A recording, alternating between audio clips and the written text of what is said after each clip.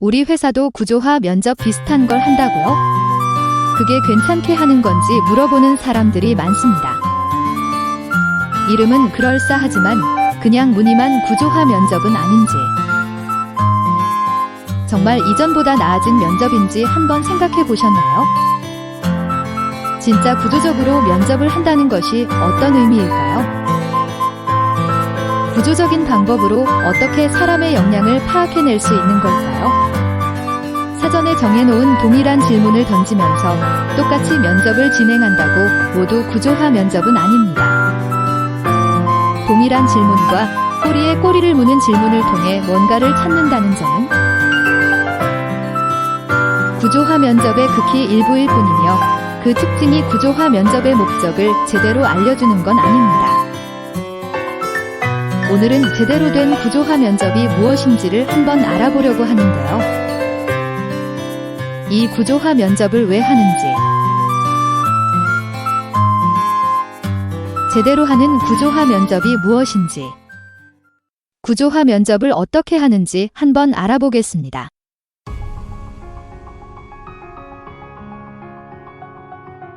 먼저 구조화 면접에 대한 오해부터 알아보겠습니다. 오해 1. 실제 그 일을 했는지, 지식을 제대로 아는지 파악하는 것이다. 아닙니다. 이력서가 사실인지 검증하는 것이 아니라 사실 여부 이상의 것을 찾기 위해서입니다. 오해 2. 꼬리를 무는 질문을 하는 것은 대처 능력, 순발력을 보기 위한 것이다. 아니지요. 이건 순발력을 보기 위한 압박 면접과 전혀 다릅니다. 꼬리를 물고 질문하여 확인하는 건 그 이상의 무엇을 찾기 위해서입니다.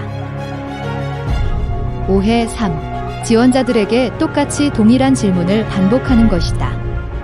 사실 처음 시작할 때 일부 동일할 수도 있지만 제대로 하려면 지원자들마다 다른 질문을 해야만 합니다. 각자 일과 히스토리가 다르니 다 다른 게 당연합니다. 오해 4. 이런 방식은 경력자에게는 부담스러우니 대졸 신입에 적용하는 게 좋다. 사실 사건 기반 인터뷰를 할 때 경력자에게 적용하는 게 훨씬 더 제대로 확인하기에 좋습니다. 오히려 대졸은 에비던스를 찾기 어렵습니다. 구조화 면접을 하는 것은 인재의 다양한 면을 구조적으로 확인, 명확화하여 입체적으로 파악하기 위해서 하는 것입니다. 잘 안 보이는 것을 더 분명하게 파악하기 위해 하는 것입니다.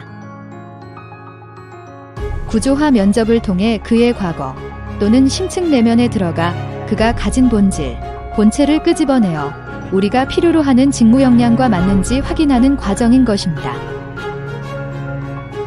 본래 구조화의 사전적 의미는 이와 같이 통일된 조직으로 만들어진 것인데 왜 굳이 구조화된 방식을 통해 무언가를 봐야 하는지를 생각해 봐야 합니다. 구조화가 필요한 이유는 단순히 거짓말 탐지기처럼 감추는 걸 찾는 게 목적이 아닙니다. 감추는 것을 걷어내는 것은 당연하고 숨겨진 무엇인가, 즉 그가 가진 본질적인 장점을 찾아내기 위한 것입니다. 이게 모 채용 도구처럼 포장하고 감추려는 것을 다 발라낸다고 해서 나머지 장점이 저절로 알아서 나타나는 게 아닙니다. 오히려 숨겨진 장점을 적극적으로 찾지 않으면 쉽게 드러나지 않는 경우까지도 많습니다. 이를 위해 꾸미고 포장된 장점이 아닌 본질적 역량을 찾아내는 방법론이 필요합니다. 대개는 주어진 자극에서 어떤 반응을 과거에 주로 보여왔는지를 확인해서 그의 장점이 이래서 재현될 것인지를 확인하는 방법을 씁니다. 물론 이 세 가지 사항을 낱낱이 분석해 역량을 검증하는 과정은 훈련된 면접관이라 해도 상당히 어려운 부분입니다. 지원자들은 좋은 것만 보여주려고 하기 때문에 더 어렵습니다. 보여주고 싶은 모습을 걷어내고 의도치 않게 이룬 성과, 본인이 과장되게 생각하는 모습까지 걷어내야 합니다. 이렇게 과거에 했던 명확한 의도와 행동으로 설명되는 이유를 찾아내 역량을 찾는 것이니 매우 어렵지요. 어려운 만큼 구조화 면접을 위한 사전 준비 요건도 매우 많습니다.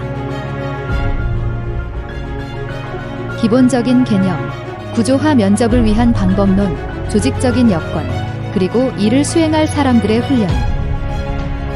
기타 구조화 면접을 하기 위해 꼭 필요한 최소 전제들은 무엇이 있을지 알아보도록 하겠습니다. 첫째, 행동의 증거와 1대1로 매칭되는 역량 항목과 레벨, 즉 제대로 된 역량 사전이 필요합니다. 제대로 된 역량 사전이라면 하나의 패턴화된 행동이 하나의 역량과 레벨로 매칭되어 해석되어야 합니다. 그래야 어떤 역량에 어느 수준의 레벨인지 명확히 알 수 있게 됩니다. 많은 기존 역량 사전이 그렇지만 만일 하나의 행동 특성에 대해 이렇게 저렇게 여러 경우로 해석될 수 있다면 각 면접관마다 서로 다른 역량과 레벨로 판단하여 일에 적합한 역량을 가졌는지 전혀 알 수 없을 것입니다. 둘째, 입체적으로 의도를 파악할 수 있게 하는 면접 도구가 필요합니다. 예를 들면 운동 종목별로 지원자의 신체 상태를 잘 파악해야 할 텐데 막연하게 신체 발달 보통이라고 하면 어떤 운동에 맞을지 모를 것입니다. 장점이 스피드, 골격근, 심폐, 무엇인지에 따라 종목에 맞을지 판단되겠지요. 이렇게 입체적으로 파악하려면 그저 시설학인 정도의 질문을 해서는 확인이 어렵습니다. 무엇보다 어떤 의도와 행동 패턴이 있었는지, 얼마 빈도로 하는지 알아야 입체적으로 확인이 가능한 것입니다. 슈퍼맨도 완벽하지는 않습니다. 즉, 이것도 잘하면서 저것도 잘하고 일을 어떤 면에서든 잘하는 사람이란 없는 것입니다.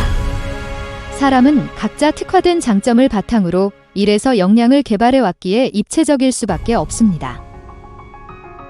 셋째, 지원자가 솔직하게 편안하게 대답할 수 있는 분위기를 먼저 조성해야 합니다. 정말 잘된 면접은 어떤 면접일까요?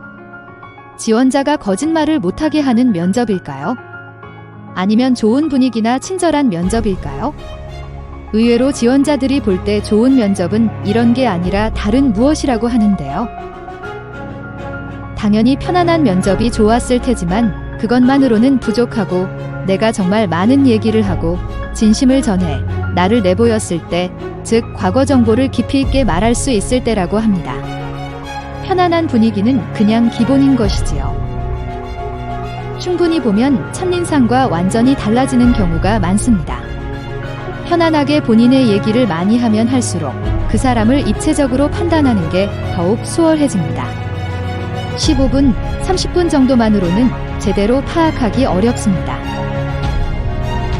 넷째, 당연하지만 잘 훈련된 면접관이 필요합니다. 구조화 면접은 아직까지 인공지능이 수행하기는 어렵습니다. 일단은 훈련밖엔 답이 없습니다. 먼저 면접관들이 역량 이름과 역량 레벨이 줄줄 나오도록 이해도를 높여야 하고 단초가 나왔을 때 탐색할 수 있는 효과적인 질문을 할 수 있어야 합니다. 양성에 시간도 많이 걸리고 에너지도 많이 듭니다. 이러니 당연히 채용 전문기관도 대기업도 어렵다고 하고 그냥 포기해버리는 경우도 많은 것입니다. 물론 무늬만 구조화 면접을 하기도 하지만 진정한 구조화 면접은 잘 안 되는 편이지요. 그리고 지금까지 얘기한 건 최소한의 전제만 얘기한 것일 뿐 효과적으로 잘 되기 위한 요건까지 얘기하면 정말 힘들어집니다. 그럼에도 우리가 진정한 구조화 면접을 포기하면 안 되는 이유는 한번 체계만 갖추어 두면 인성면접이나 인턴제, 그 밖에 다른 방법보다 훨씬 유용하고 정확하기 때문입니다. 진정한 구조화 면접이 무엇이고 어떻게 하는지 알아봤습니다. 앞으로는 실제 사례로 상세를 보여드리도록 하겠습니다. 여유가 되시면 이전의 영상도 참고하시고 앞으로 나올 케이스 스터디도 기대해 주시기 바랍니다.